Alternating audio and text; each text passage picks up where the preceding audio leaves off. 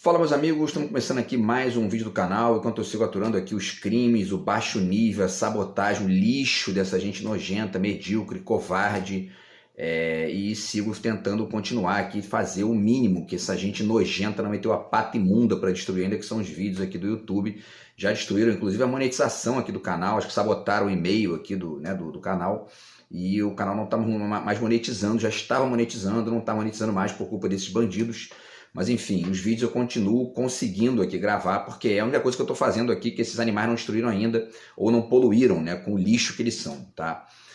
No vídeo de hoje eu vou trazer para vocês a lista dos livros do mês, né, que eu tenho feito aqui com vocês todo mês, apresentando aqui para a galera que curte aqui os vídeos do canal, e os que conseguem ainda acessar, né, porque essa gente nojenta está sabotando até isso, para poder, enfim, trocar com vocês aqui os livros que eu adquiri esse mês e tal, e, enfim, a gente conversar a respeito. São 12 livros, tá? Tem muita coisa legal, muita coisa bacana, e aquelas dicas aqui diagonais também, né, em relação aos autores e aos temas e tudo mais.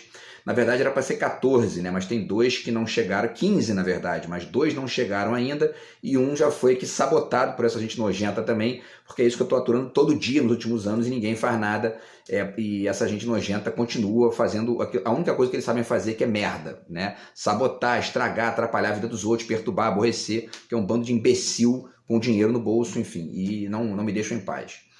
Então são 12 livros, tá? Era para ser 15 na verdade, tem um que não chegou ainda, quer dizer, tem dois que não chegaram ainda, e tem um que eles já sabotaram aqui, tá? Antes eu deixo com vocês aqui a dica do meu novo livro de poemas, que já tem mais de um ano aí que eu publiquei esse livro, né?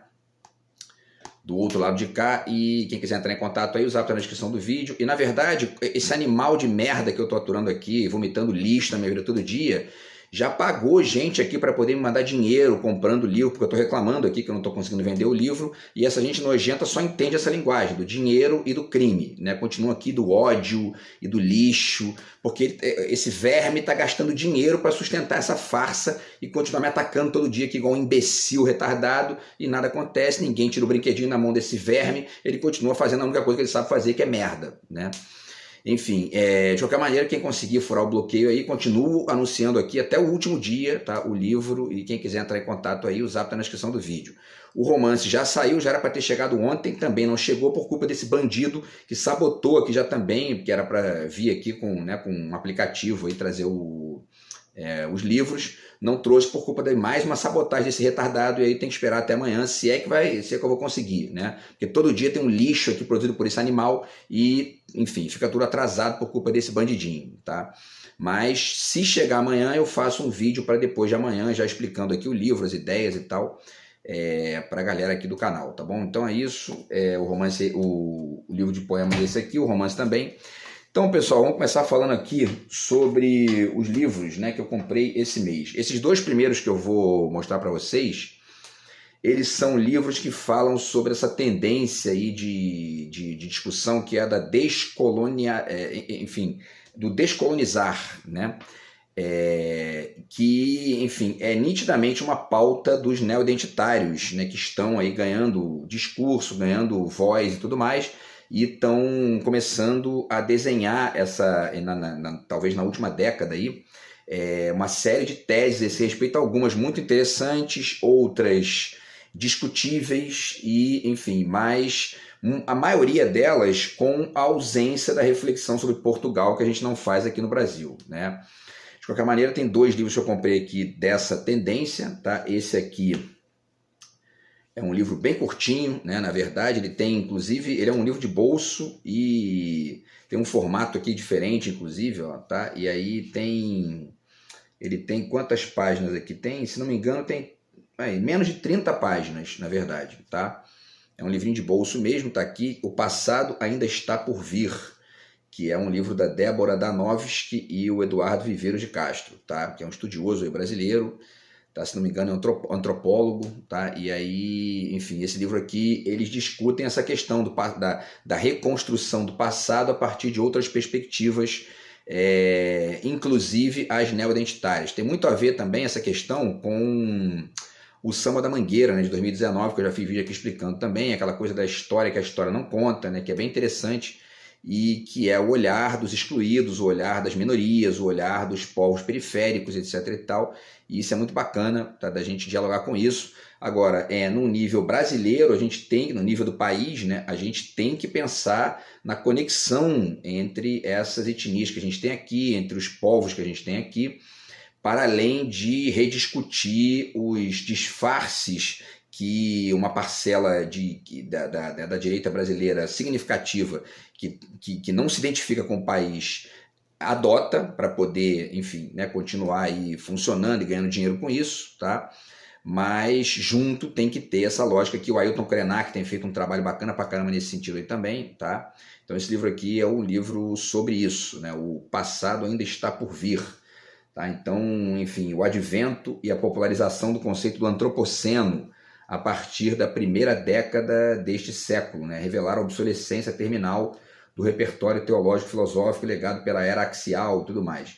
Então eles discutem aqui cosmopolitismo e, enfim, né, a contemporaneidade e a necessidade de reler o passado a partir de outras óticas, tá? Vale a pena aí essa dica, tá?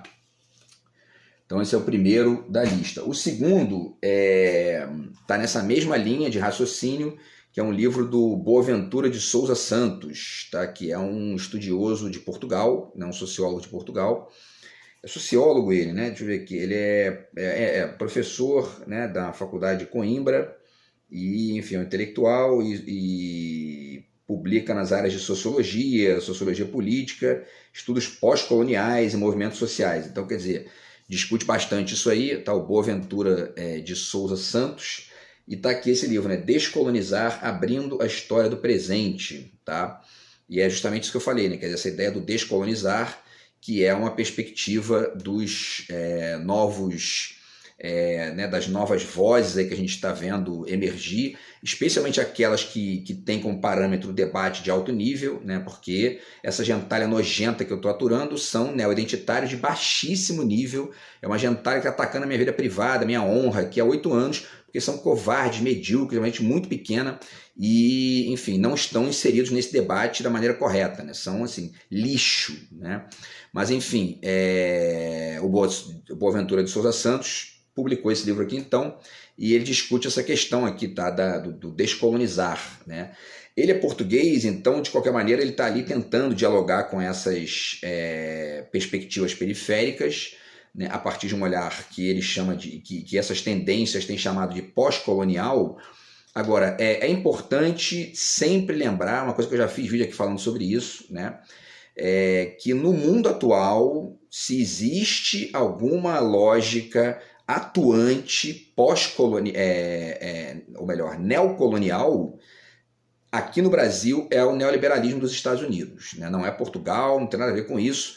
É que esses grupos que são neo-identitários, né, e os grupos, né, dos negros, dos indígenas e etc. e tal, é normal que eles tentem, quer dizer, que eles pensem nessa questão a partir da necessidade de fazer uma releitura do que Portugal fez na época da escravidão, etc. e tal. Portugal mesmo agora está fazendo uma movimentação lá de pedir desculpas enfim, por esse período todo e por se colocar numa posição de dialogar ali, etc. e tal.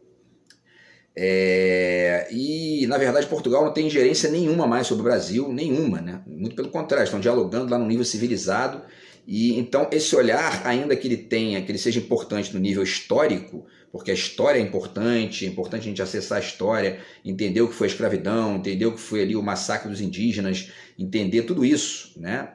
O império ali, o imperialismo português, etc. e tal. Mas é importante também não perder de vista o que está acontecendo agora, né? Porque senão a gente fica numa coisa meio... né, uma lógica meio estranha de ficar querendo consertar o que não tem conserto, porque o que está lá atrás, lá, né, nos 1500, nos 1600, enfim, né, e tal, isso aí não vai voltar mais. Agora, o que está acontecendo agora, a gente precisa ter um olhar, né, crítico e reflexivo para o que está acontecendo hoje, né? E ao mesmo tempo, para finalizar ainda aqui essa reflexão, né, essa discussão baseada nessa ideia de descolonizar conectada com Portugal acaba, num limite, cegando essa galera para esses problemas atuais. E aí ignoram completamente a questão do neoliberalismo e das conexões que isso tem com os Estados Unidos e de como que isso, em grande medida, é exercitado numa lógica na qual a direita brasileira substitui Portugal pelos Estados Unidos, da mesma maneira que os neoidentitários substituem Portugal por identidades fragmentadas, ou enfim, né, por um olhar fragmentado sobre o Brasil, né, que acaba impedindo a gente de avançar numa reflexão mais ampla aí. Tá? Então tudo isso é importante de pensar como um deslocamento, né, dessa questão contemporânea da descolonização, digamos. Tá? Então são 2 livros aí. Eu fiz 2 vídeos aqui sobre isso, talvez até mais, aí eu tenha feito uns 2 ou 3 vídeos aí sobre isso. E meu objetivo futuramente é escrever sobre isso, se eu conseguir me livrar desse inferno, dessa gente nojenta que eu sigo aturando aqui, sabotando a minha vida. Tá? Bom, pessoal, vamos lá então. O terceiro livro dos 12 aqui de hoje, né, desse mês, é um livro do Luigi Pirandello, tá? Grande autor aí italiano, prêmio Nobel de literatura, né? Um dos caras mais interessantes da história da literatura do século XX. E é esse trabalho aqui dele que é o Um, Nenhum e 100 Mil. Tá? Então é uma história que na verdade, não é montada exatamente como peça de teatro, né, como algumas outras dele, mas é uma história interessante aqui que fala sobre essa questão da multidão, né, e sobre, enfim, ser alguém na multidão e tudo mais. E aí, enfim, ele está aqui, né, tem um texto aqui na contracapa. Vitangelo Moscarda, usurário, tem sua vida pacata perturbada por uma simples observação da esposa. Seu nariz parece um pouco caído à direita.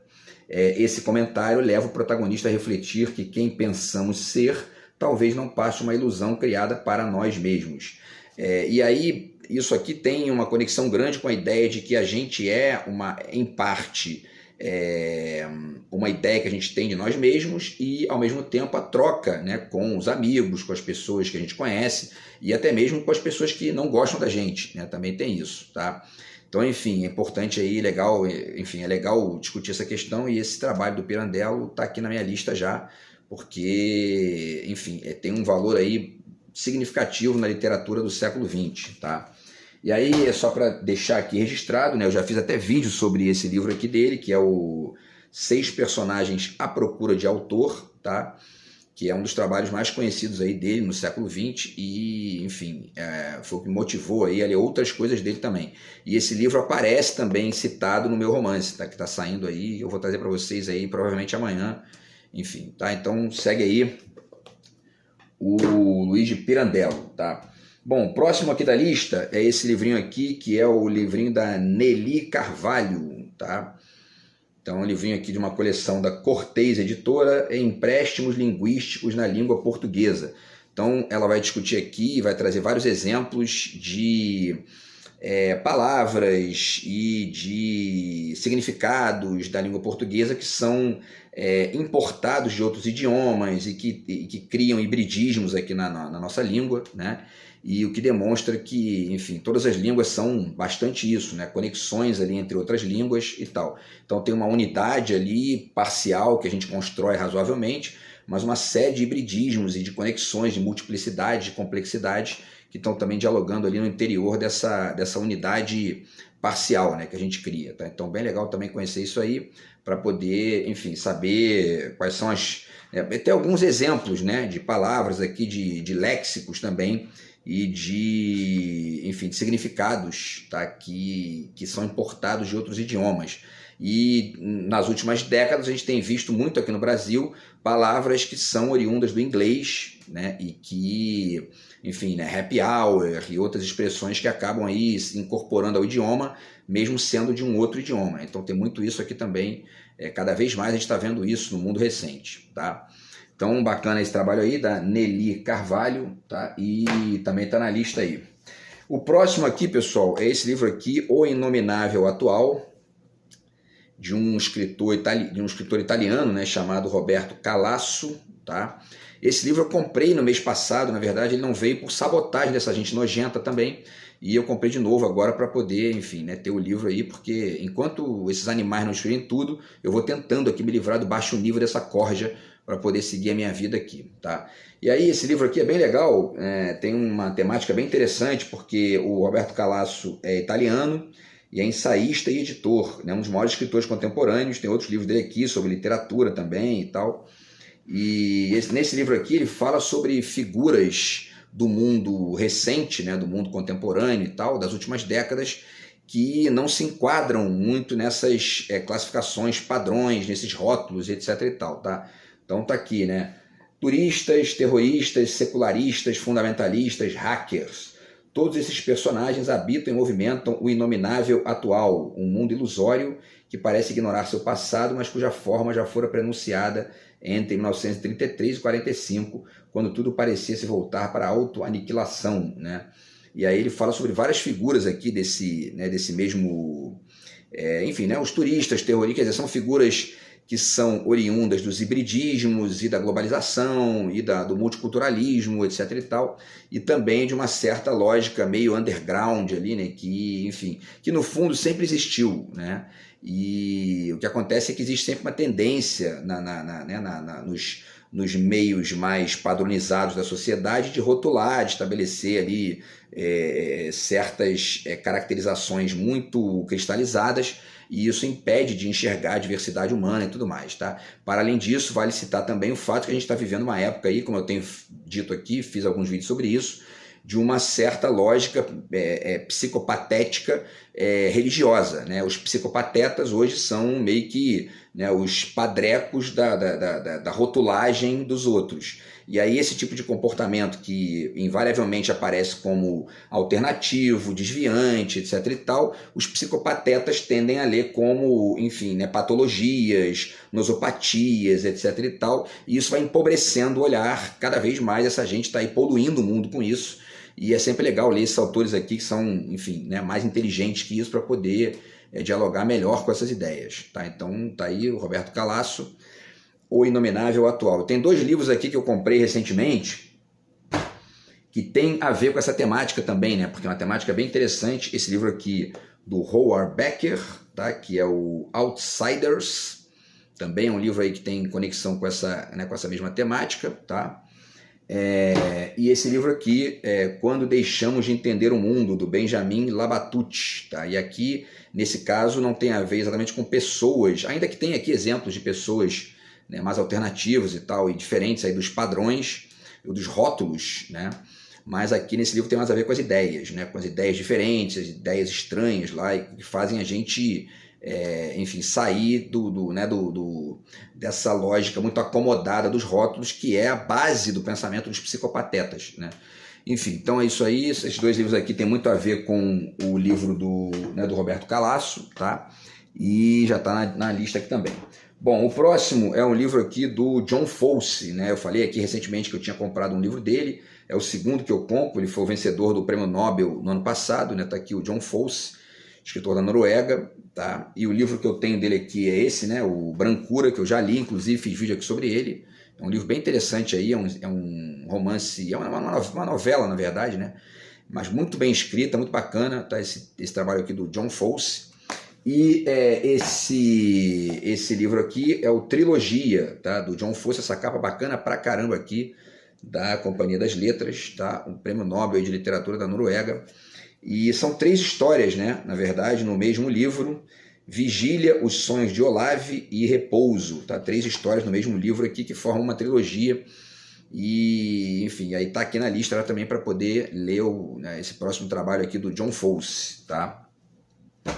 E o livro, um dos 2 livros que eu comprei, dos 3 livros, né? Porque um já foi sabotado aqui por essa gentalha, mas tem 2 que ainda vão chegar. E um deles é justamente o livro da Han Kang, né, que foi agora a escritora premiada com o Prêmio Nobel. Aí eu fiz vídeo aqui sobre isso, tem menos de uma semana, e é o livro Atos Humanos, tá? Já deveria estar comigo aqui, não tá, porque esses animais estão sabotando, enfim, tudo que eu compro aqui, tá? Bom, pessoal, estamos para o próximo aqui, tá? O próximo é mais um livro do Roberto Bolanho, tá? Esse aqui parece que foi o último livro que o Bolanho escreveu em vida. Então, O Gaúcho Insofrível, tá? São contos aí, ensaios do Bolanho. E, enfim, então tá aqui na lista também, né? Tá aqui o textinho aqui atrás, reunindo 5 ficções e 2 conferências. O Gaúcho Insofrível foi o último livro que o Roberto Bolanho deixou para ser publicado. Lançado em 2003, recebeu no ano seguinte o prêmio Altazor de Narrativa. São relatos que destacam o uso magistral da ironia e de algumas das chaves fundamentais da obra de Bolanho, as tramas policiais, né? A arte e a literatura com obsessões, o delírio, a aventura, a morte. Uma coleção de obras-primas, tá? O grande escritor chileno aí, tá? O Roberto Bolanho. E esse aqui é o 9º livro do Bolanho que eu compro, né? Tem 3 aqui que eu já li, tá? Que é o Monsieur Pen, que esse é um romance bem legal aí do Bolanho, foi o primeiro que eu li dele. Esse aqui que se chama Noturno do Chile é outro, Estrela Distante, tá? Que é um romance também que conta algumas coisas ligadas à ditadura. Ela tem um aviador que é poeta também, é bem legal o livro, e fala sobre a ditadura também do Chile, do Pinochet, né? Então, que foi uma das mais sangrentas aí, se não a mais sangrenta da América Latina, tá? E esse romance aqui o Terceiro Reich, tá? Que também é um romance do Bolanho, que é interessante aí também, que é um jogo, né? Um jogo ali que enfim, é um jogo, é como se fosse um jogo ali coletivo e tal, bem interessante, e tem outras questões também envolvidas aqui, mas enfim, é um ótimo romance do Bolanho também. E aí os romances dele aqui que eu já comprei, né, os outros 5 que tem aqui, né, é o Amuleto, tá aqui, né, o Amuleto, a literatura nazista na América, certo? O que mais? O Noturno do Chile, né, que eu falei agora aqui, tá? O Chamadas Telefônicas, esse livro aqui dele também, tá? E esse outro aqui que é O Espírito da Ficção Científica, tá? Então tem muita coisa bacana do Bolanho aqui para ler no futuro breve, aí, se eu conseguir me livrar desse inferno. Bom, próximo livro aqui, pessoal, esse livro da Lúcia Santaella, tá? Que é o Neo-Humano, tá?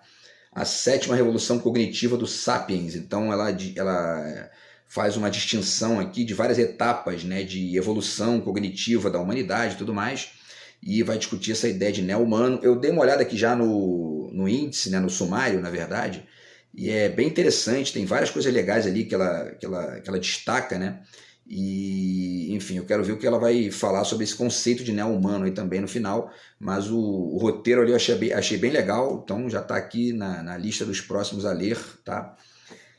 Enfim, tudo mais. E aí dela eu tenho 2 aqui, além desse, né? Tenho esse aqui que eu falo bastante dele aqui, que é um livro sobre as fake news, a pós-verdade é verdadeira ou falsa, tá?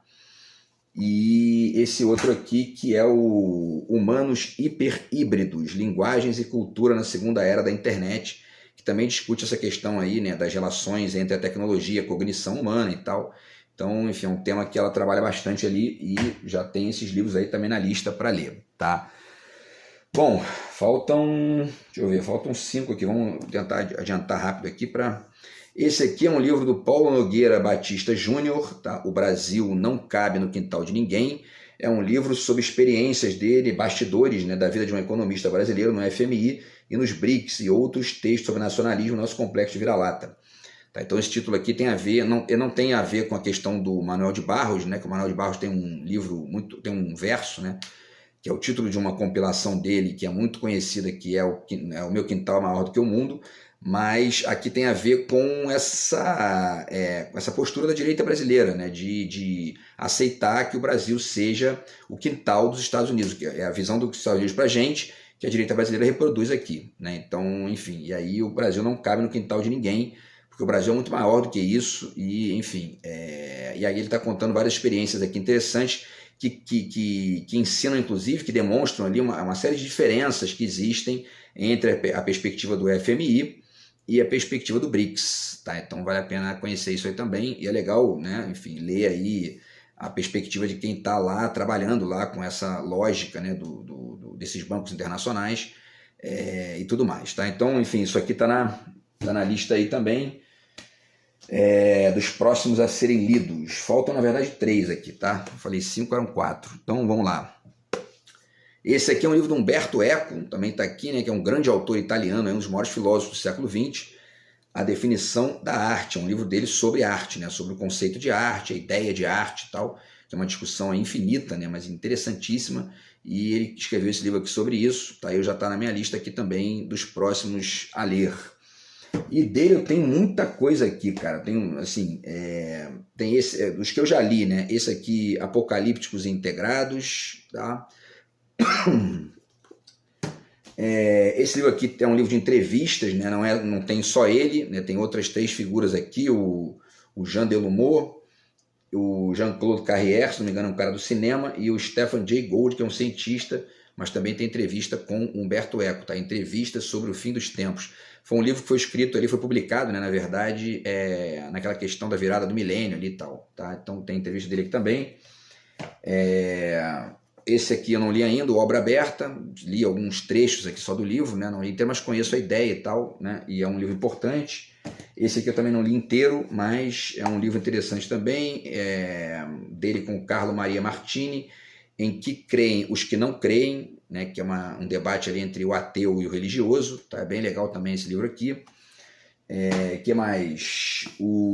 A Busca da Língua Perfeita, esse aqui eu li inteiro, que é um livro sensacional dele, tá? Sobre essa questão né, do Esperanto e, né, dessa busca da língua ali, que fosse uma língua que finalizasse aí o processo e ao mesmo tempo a impossibilidade disso e tal. Um livro legal demais, tá? Tem muita coisa bacana aqui. E tem outros 3 aqui que eu não li ainda, tá? Que é esse aqui, 6 passeios pelos bosques da ficção, tá? Que são livros aí sobre, né, o conceito de ficção, sobre obras de literatura e tal. Esse aqui, que é um livro dele também sobre filosofia e sobre ensaios, né? Kant e o Ornitorrinco, tá? E esse aqui, que é o Pêndulo de Foucault, tá? Que é um livro dele, também um romance dele, que muita gente fala que é o Código da Vinci dos eruditos, né? Então também deve ser legal pra caramba aí, e tá aqui na lista também dos próximos a ler. E aí, pessoal, faltam 2 aqui, né, para finalizar a nossa lista aqui de hoje, tá? Deixa eu ver o tempo aqui. Então, esse livro aqui é um livro do Steve Brusatte, Ascensão e Queda dos Dinossauros, uma nova história de um mundo perdido. Eu comprei esse livro, né, dentre outras coisas, porque esse tema dos dinossauros, da biologia também de maneira geral, mas dos dinossauros de maneira específica, sempre me interessou bastante desde moleque, assim, desde criança eu gostava de comprar revistas sobre dinossauros e tal. E aí, enfim, mas nunca tive um livro sobre isso. Eu tenho um livro aqui sobre, né, a evolução da espécie humana, a evolução do universo, a evolução da vida, mas dos dinossauros eu não tinha nada ainda. Então falei, pô, pintou esse aí, né, na lista ali de dicas da Amazon, falei, então vou comprar esse aqui. E aí, enfim, tá aqui na lista também o Steve Brusatte, Ascensão e Queda dos Dinossauros, tá? Que foi aí uma época muito interessante aí do planeta Terra, né? Essas figuras aí, esses bichos gigantescos, né, que povoaram o planeta e de repente, né, foram extintos lá por um asteroide que caiu aqui. Parece que na região do México ali, né, caiu um asteroide na região que hoje é o México, né, e destruiu ali, acabou com a vida dos dinossauros, e foi graças a isso que os primeiros mamíferos ali que estavam surgindo conseguiram dominar o planeta, né, porque eram bichos muito pequenos e não tinham chance nenhuma contra os dinossauros, mas com esse asteroide que caiu aqui, os mamíferos puderam tomar conta aí do planeta, tá? E o último livro é um livro do Oliver Stunkel, tá? O Mundo Pós-Ocidental, Potências Emergentes e a Nova Ordem Global, tá? E aí ele vai falar aqui sobre uma série de coisas, sobre o BRICS, sobre a China, né? Especialmente sobre a China, mas sobre aqueles atores novos ali também do sudeste da Ásia, e sobre outras potências aí, outras ideias novas que estão surgindo nesse mundo multipolar que a gente está vivendo aí, nesse mundo do nacional cosmopolitismo, né? Então, enfim, segue essa dica aqui também, tá? Tem vários temas legais aqui no sumário, né? Não vai dar tempo de falar de tudo, mas os deslocamentos de poder, né, e tal, a ordem paralela, a questão, né, do comércio estrangeiro, e, enfim, diplomacia, infraestrutura, uma série de coisas bacanas, e esse conceito de pós-ocidental, né? Vamos tentar pensar também o que é isso aí, vamos ver o que ele tem para dizer sobre isso, né? Que pode ajudar aí a pensar outras coisas. Beleza, pessoal? Então é isso. Esses aí foram os 12 livros novos aqui do mês de outubro, tá? E aí, enfim, amanhã eu volto aí com mais um vídeo aqui no canal. Enquanto não destruírem, eu vou fazendo aqui, tá? Grande abraço aí, tamo junto. Fui.